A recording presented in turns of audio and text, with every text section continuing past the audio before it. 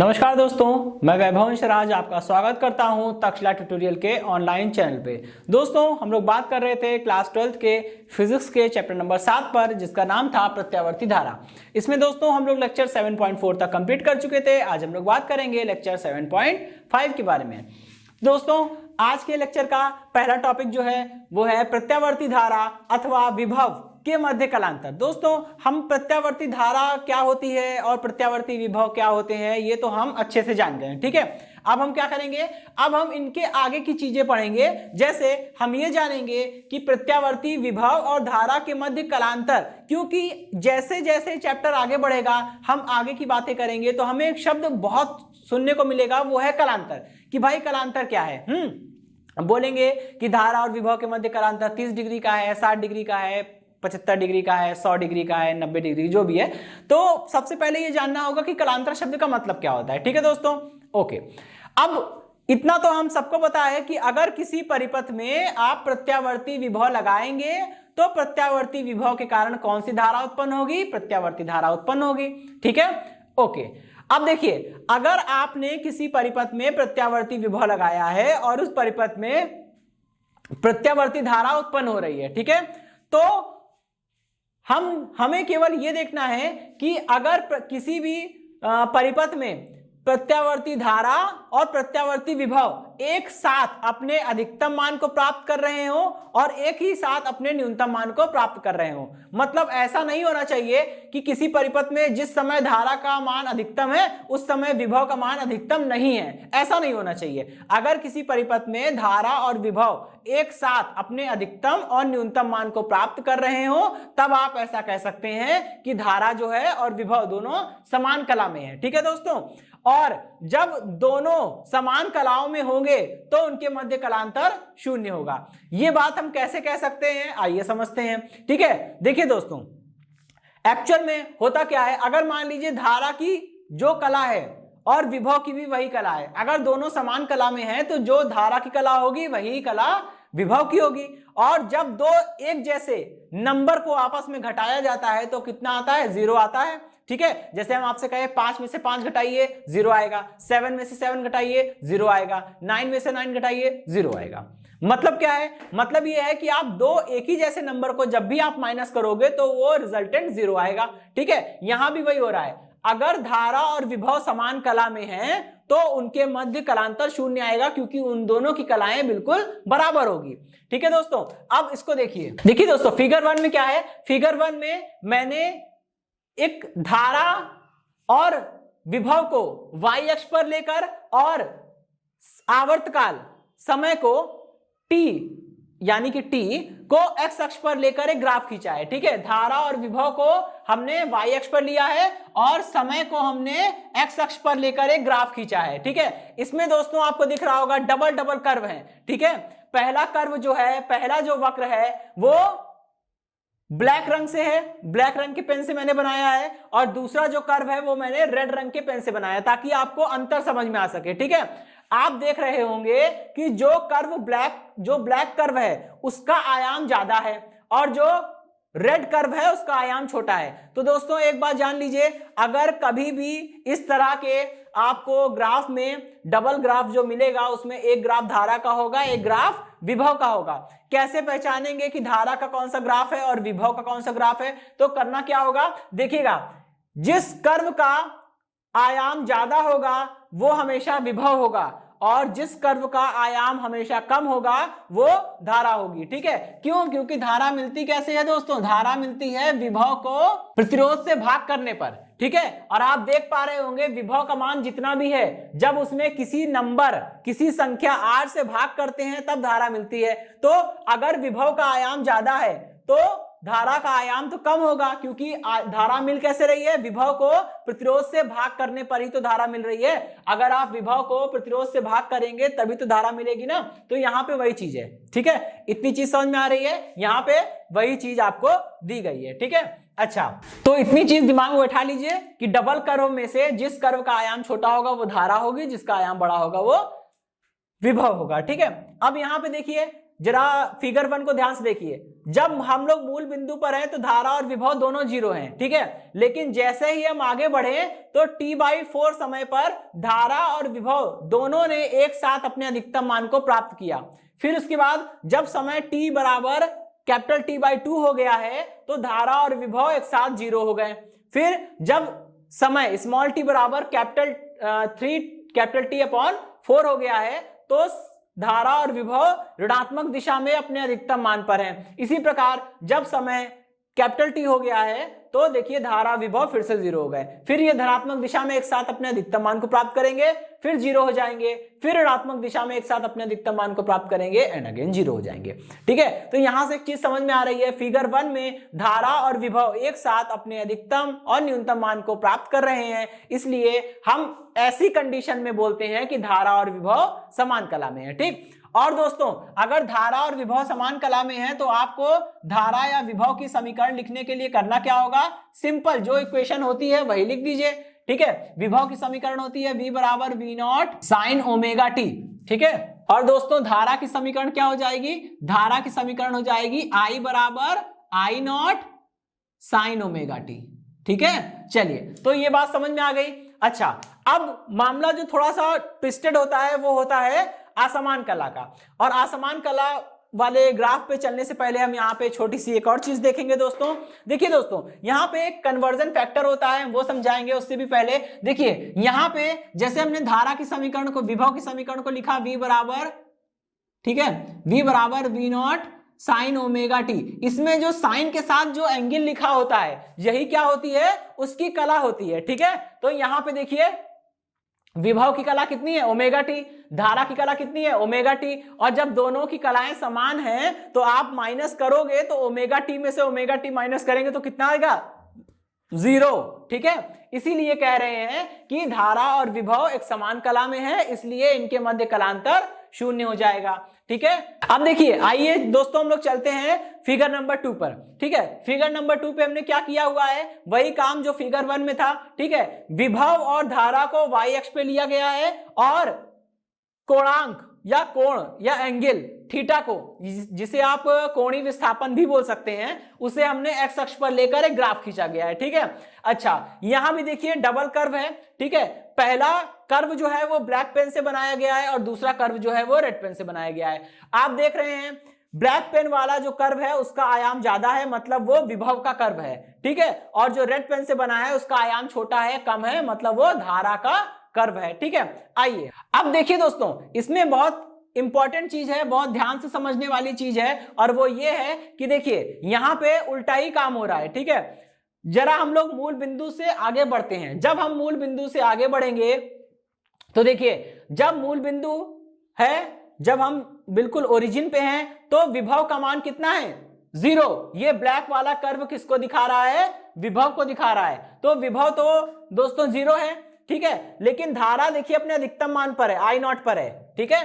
धारा अपने अधिकतम मान I0 पर है, ठीक, प्लस I0 बोल सकते हैं, धारा अपने अधिकतम मान पे है। लेकिन दोस्तों जैसे जैसे समय बढ़ेगा आगे, ठीक है, जैसे जैसे एंगल आगे बढ़ेगा और एंगल हो गया π/2, तो क्या हुआ, देखिए विभव अपने अधिकतम मान पर है लेकिन धारा 0 हो गई, ठीक है। फिर उसके बाद समय आगे बढ़ा और एंगल हो गया पाई, तो पाई पर क्या हो गया, विभव 0 हो गया और धारा अपने अधिकतम मान पर हो गई लेकिन ऋणात्मक दिशा में, ठीक। इसी प्रकार और आगे बढ़ेंगे, ठीक है। जब एंगल 3π/2 हो गया है तो विभव अपने अधिकतम मान पर है, धारा 0 हो गई। इसी प्रकार जब एंगल 2π हो गया है तो विभव अपने न्यूनतम मान 0 पर आ गया और धारा अधिकतम हो गई। इसका मतलब एक चीज आपको समझ में आ रही होगी कि फिगर 2 में विभव और धारा साथ साथ नहीं चल रहे हैं, ठीक है। क्योंकि अगर विभव और धारा साथ साथ चल रहे होते तो बिल्कुल वैसा ही अरेंजमेंट होता जैसा कि फिगर 1 में बना हुआ है, लेकिन ऐसा कुछ हो नहीं रहा है, ठीक है। यहां पे क्या है,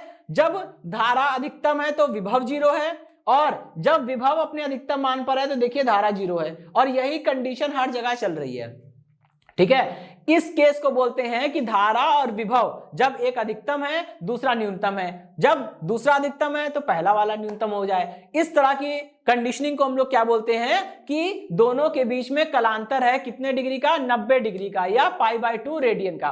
कैसे समझेंगे इसको, आइए देखिए दोस्तों इतना तो तय है कि ये दोनों एक साथ नहीं चल रहे हैं, एक साथ अपने अधिकतम मान को और एक साथ अपने न्यूनतम मान को नहीं प्राप्त कर रहे हैं। तो इस केस में क्या होगा, इस केस में इतना होगा कि ये दोनों असमान कला में कहे जाएंगे। ठीक है, इतनी बात समझ में आ गई कि ये दोनों एक समान कला में नहीं है, और जब एक समान कला में नहीं है मतलब धारा और विभव असमान कला में है। ठीक है, अब बात आती है इनका समीकरण कैसे लिखा जाए। तो इनके समीकरण लिखने के दोस्तों दो तरीके हैं। तरीका तो ये है कि विभव की समीकरण को वही लिखिए जो हम लोग सामान्य तौर पर लिखते हैं। सामान्य तौर पर विभव की समीकरण को हम लोग लिखते हैं v बराबर v not sine omega T.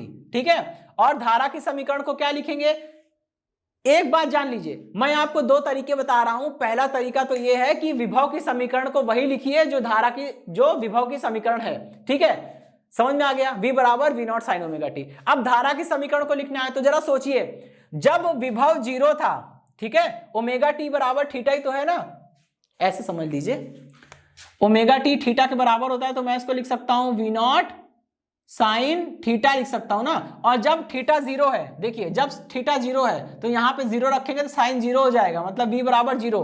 तो सही तो है, यहां देखिए जब थीटा 0 है तो v 0 आ रहा है। ठीक है, लेकिन धारा तो धनात्मक दिशा में अधिकतम मान पर है, इसका मतलब क्या हुआ कि धारा आगे चल रही है। ठीक है, धारा आगे चल रही है, और धारा आगे चल रही है तो उसमें कुछ एंगल हम लोग जोड़ कर लिखेंगे। ठीक है, देखिए जैसे हम लोग इसको लिखेंगे, इसकी समीकरण को लिखेंगे I is equal to I naught sine omega t plus phi. अब फाई कुछ भी हो सकता है। ठीक है दोस्तों, पहला तरीका तो यह था समीकरण लिखने का कि विभव की वही समीकरण लिखेंगे जो विभव की समीकरण सामान्य रूप से हम लोग लिखते हैं। ठीक है, सामान्य रूप से विभव की समीकरण क्या लिखते हैं, v बराबर v not sine omega T. तो धारा की समीकरण लिखना है तो हम यहां ग्राफ को देखेंगे, हमें समझ में आया कि जब विभव 0 है तो धारा अधिकतम दिशा में धनात्मक दिशा में अधिकतम है। इसका मतलब कि धारा आगे चल रही है।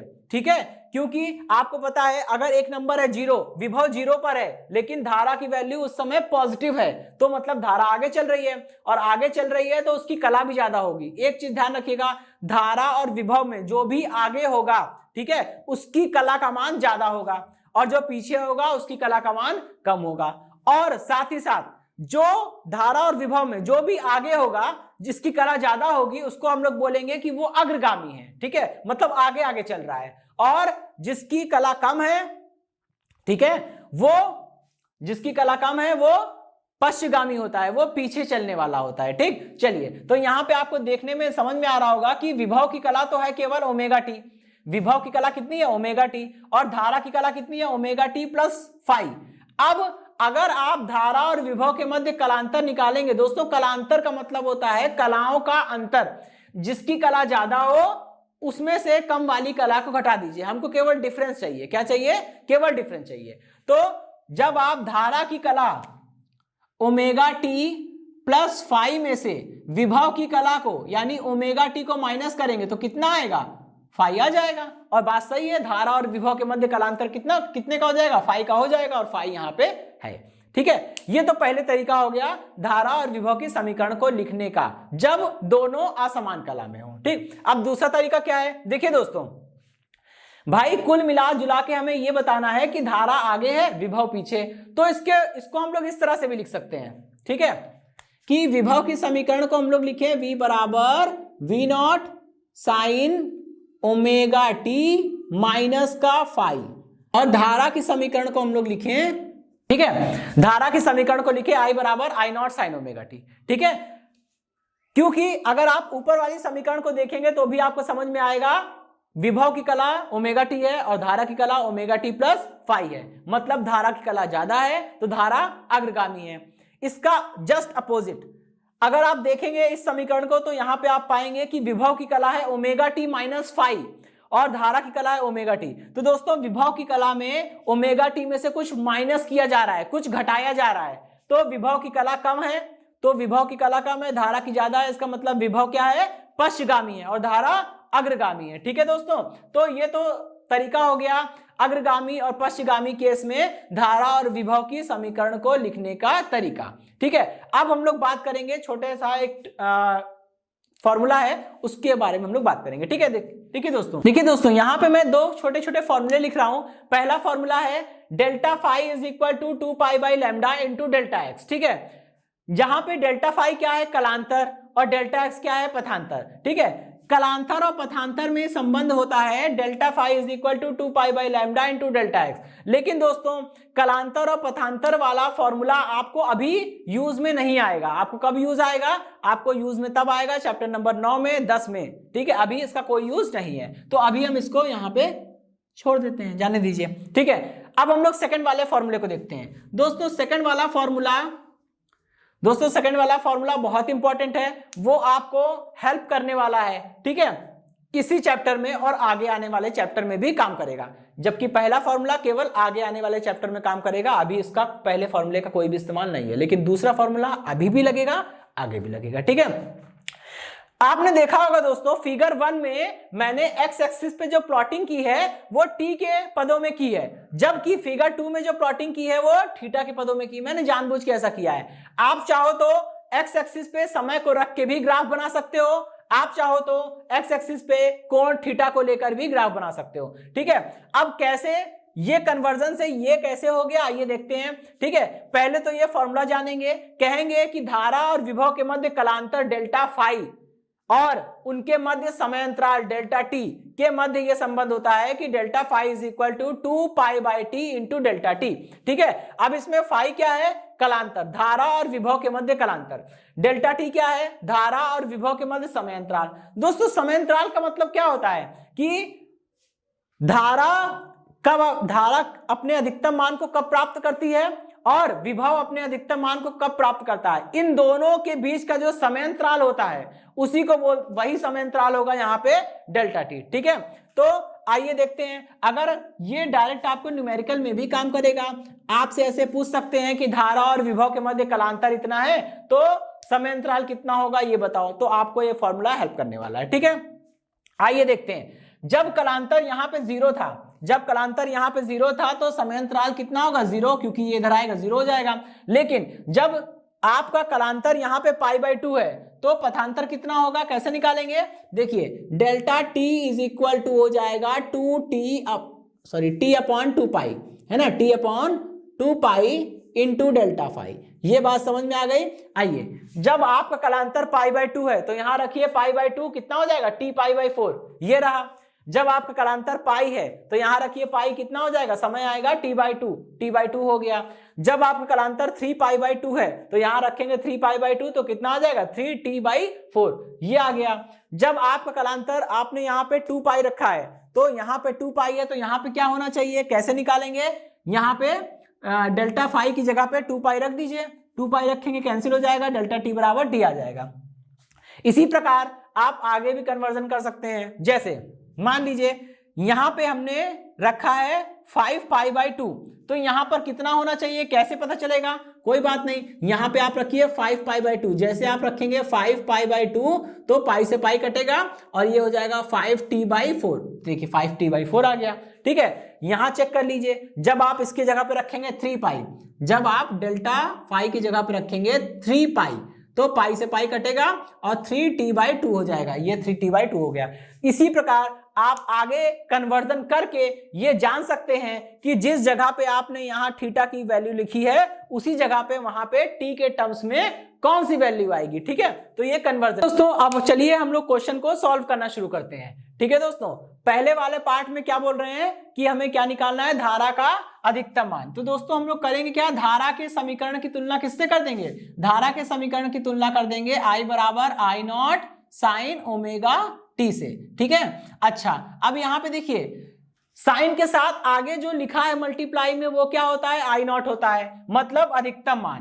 तो ये हो गया आई नॉट इज इक्वल टू 314, ठीक है, एम्पियर। चलिए ये तो आपका फर्स्ट वाला पार्ट हो गया। अब आइए हम लोग सेकंड पार्ट देखते हैं। सेकंड पार्ट में क्या है, धारा का माध्यमान। दोस्तों धारा का माध्यमान कैसे निकालेंगे, धारा का माध्यमान निकालने का एक फॉर्मूला होता है I M is equal to 2 by pi into I naught. ठीक है, चलिए आई नॉट की वैल्यू हम ऑलरेडी निकाल चुके हैं, तो कितना हो जाएगा, ये हो जाएगा I M is equal to 2 upon 3.14 multiplied by 300। Solve करेंगे, यहां से पॉइंट हटाएंगे तो यहां पे 100 से मल्टीप्लाई करेंगे और फिर इसको सॉल्व करेंगे तो ये आ जाएगा IM is equal to 200 ampere. ठीक है, चलिए ये तो आपका धारा का माध्यमान हो गया। ठीक है, अब हम लोग थर्ड वाले पार्ट की बात करते हैं। देखिए थर्ड पार्ट में क्या बोल रहे हैं, विभव का अधिकतम मान, माध्यमान और प्रभावी मान। दोस्तों विभव के समीकरण की तुलना करेंगे V बराबर V0 साइन ओमेगा टी से। तो दोस्तों यहां पे साइन के आगे जो मल्टीप्लाई में लिखा होता है वही क्या है, V0 है, और हमें वही चीज निकालनी है। विभव का अधिकतम मान तुलना करके V0 बराबर कितना निकाल देंगे, 1.1256। ठीक है, और वोल्ट्स, मात्रक जरूर लिखना है। अभी देखिए माध्यमान पूछ रहा है तो विभव का माध्यमान निकालना है, मतलब Vm निकालना है। Vm इज इक्वल टू 2/पाई इंटू V0। इसको सॉल्व कर लेंगे, 2 इंटू V0 की वैल्यू कितनी है 1256 और इसकी वैल्यू हो जाएगी 3.14। जब आप इसको सॉल्व करेंगे तो Vm बराबर कितना हो जाएगा, ये हो जाएगा, इसको 4 बार कट करेगा, 100 इंटू 4 इंटू 2 कितना हो जाएगा 800। ठीक है, 800 वोल्ट्स। अभी हमको क्या करना है, प्रभावी मान निकालना है। ठीक है, तो प्रभावी मान निकालने के लिए VRMS प्रभावी मान या फिर आभासी मान या वर्ग माध्य मूल मान, VRMS इज इक्वल टू कितना हो जाएगा, V0 अपॉन में √2। इसको सॉल्व करना है। ठीक है, कैसे सॉल्व करेंगे, VRMS is equal to V0 कितना है, V0 हमने निकाला है 1256 डिवाइडेड बाय √2। ये कितना हो जाएगा, ये हो जाएगा VRMS इज इक्वल टू 628। ठीक है, √2 वोल्ट। तो यहां पे आपका थर्ड वाला पोर्शन तो समाप्त होता है। अब हम लोग बढ़ेंगे और बात करेंगे फोर्थ वाले पोर्शन के सॉल्यूशन के बारे में। ठीक है दोस्तों, फोर्थ वाले में क्या बोल रहे हैं, फोर्थ पार्ट में धारा का प्रभावी मान निकालना है, आवृत्ति निकालनी है। धारा का प्रभावी मान मतलब कि IRMS, तो IRMS इज इक्वल टू कितना होगा, I0 अपॉन में √2। ठीक है, इसको करिए सॉल्व, ये हो जाएगा IRMS is equal to I0 की वैल्यू कितनी है 314 डिवाइडेड बाय √2 और यहां से निकल के आएगा IRMS इज इक्वल टू 157 √2। ठीक है, और एम्पियर, ये हो गया एम्पियर में। ठीक है, धारा का प्रभावी मान हो गया। अब हमें आवृत्ति की बात करनी है। तो दोस्तों ध्यान दीजिएगा, हमने धारा के समीकरण की तुलना I बराबर I0 साइन ओमेगा टी से करी थी। तो यहाँ पे साइन के साथ जो अंदर लिखा होता है वो ओमेगा टी होता है। यहाँ पे देखिए दोस्तों, टी तो साफ साफ नजर आ रहा है, टी के साथ मल्टीप्लाई में एक नंबर लिखा है, तो यही नंबर किसके बराबर होगा, ओमेगा के बराबर होगा। यानी कि हमें इतना पता है कि ओमेगा बराबर कितना है, 157 है। ठीक है, तो हम ये जानते हैं कि ओमेगा, हमें पता है कि ओमेगा बराबर कितना होता है, 2 पाई इंटू एन होता है, जहां एन क्या है दोस्तों, आवृत्ति है।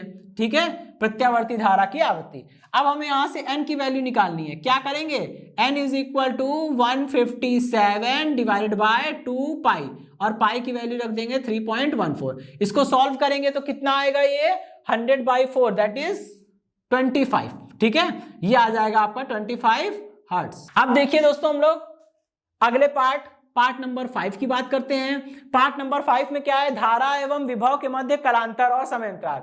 दोस्तों धारा और विभव के मध्य कलांतर निकालने का तरीका ये होता है कि धारा और विभव में से जिसकी कला ज्यादा हो उसमें से कम कला वाले को घटा दीजिए। दोस्तों जिसके साथ साइन में एंगल ज्यादा लिखा होगा वो ज्यादा कला होगी उसकी, और जिसके साइन के साथ एंगल कम लिखा होगा उसकी कला कम होगी। आप देख पा रहे हैं धारा में, धारा की कला कितनी है, धारा की कला केवल 157 टी है। आपको मैं बता चुका हूं, साइन के साथ एंगल में जो लिखा होता है वही उसकी कला होती है। तो धारा की कला कितनी है, 157 टी, और विभव की कला कितनी है, 157 टी प्लस 5π/4। ठीक है, तो ज्यादा कला किसकी है, धारा की कि विभव की, विभव की कला ज्यादा है। इसका मतलब कौन अग्रगामी होगा, विभव अग्रगामी होगा, और जो अग्रगामी होता है वही पहले अपने अधिकतम मान को प्राप्त करता है। इसका मतलब विभव पहले अपने अधिकतम मान को प्राप्त करेगा और धारा बाद में अपने अधिकतम मान को प्राप्त करेगी। ठीक है, चलिए तो ज्यादा कला में से कम कला को घटा दीजिए, 157 टी प्लस 5π/4 में से माइनस करना पड़ेगा धारा की कला को 157t। ठीक है, चलिए इसको सॉल्व कर लीजिए। कितना हो जाएगा, delta phi is equal to ये हो जाएगा 5 पाई बाई 4 रेडियन। अब दोस्तों हमें समय अंतराल निकालना है, तो समय अंतराल निकालने के लिए हम क्या करेंगे, समय अंतराल निकालने के लिए delta t is equal to t upon में 2 पाई इंटू में डेल्टा फाई। ठीक है, चलिए सॉल्व कर लीजिए। टी अपॉन में 2 पाई और यहां पे डेल्टा फाई कितना है, 5 पाई बाई 4। दोस्तों धारा विभव के मध्य कलांतर आपको पता चल गया है, वो कलांतर यहां रख दीजिए और समय अंतराल आप आराम से निकाल लेंगे। इसीलिए ये फॉर्मूला मैंने आपको पहले ही थ्योरी बताते वक्त समझाया था। ठीक है, चलिए पाई से पाई कैंसिल हो जाएगा और देखिए यहां कितना आएगा, delta t is equal to ये हो जाएगा 5t बाई 8। ठीक है, और दोस्तों आपको पता है t is equal to 1 upon n होता है, तो ये बन जाएगा 5 अपॉन 8n। ठीक है, और n की वैल्यू आपको पता है, रख दीजिए।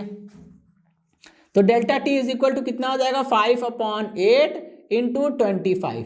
ठीक है, तो ये हो जाएगा 200 और इसको सॉल्व करने पर कितना आएगा, 0.25। ये हो जाएगा 1 अपॉन 40 और मात्रा क्या हो जाएगा, सेकेंड। ठीक है, चलिए तो ये हो गया 5 वाला पोर्शन। और छठा वाला पोर्शन तो काफी इजी है, बस इतना बोल रहे हैं, इतना आपसे पूछा जा रहा है कि धारा और विभव में कौन पश्चगामी है, तो पश्चगामी जो होगा उसकी कला कम होगी और धारा की कला कम है, मतलब धारा क्या है, पश्चगामी है। ठीक है दोस्तों, तो इसी के साथ ये सेशन कंप्लीट होता है। इस सेशन से जुड़े नोट्स प्राप्त करने के लिए डिस्क्रिप्शन में दिए गए लिंक पर जाके क्लिक कीजिए। ओके दोस्तों, आज के सेशन में इतना ही, मिलता हूं नेक्स्ट सेशन में। धन्यवाद।